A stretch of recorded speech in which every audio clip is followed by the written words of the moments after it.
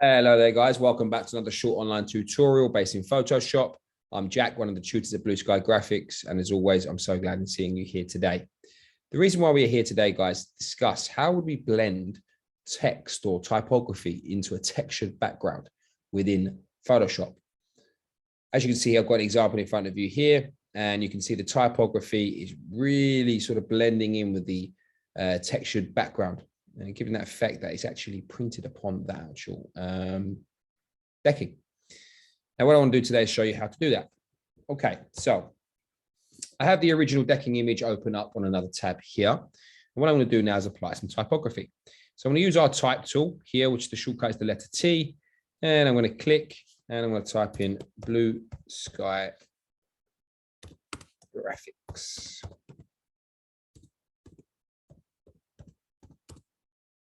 Wonderful.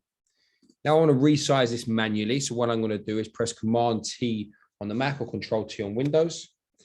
And then what I'm going to do now is press Option on the Mac or Alt on Windows to resize from the center there.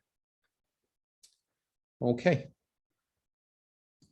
Now I want to make sure my typography is aligned correctly upon my document. Now I don't want to do that manually. I want to use Photoshop because I know that it would be correct.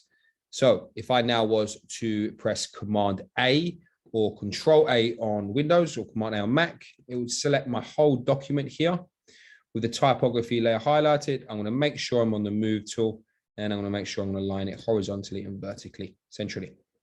And now I'm going to press Command D or, on the Mac or Control D on Windows to deselect. Fabulous. Now what we need to do now is create that blending effect. And what I need to do now is apply a layer style to my typography layer. And that's very, very simple. If I just simply double click on the type layer, I'll bring up my layer style.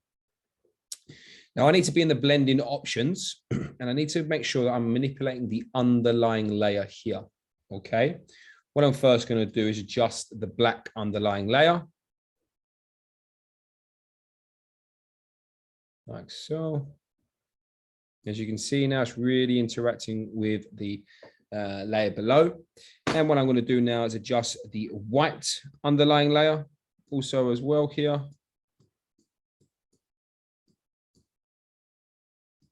Like so.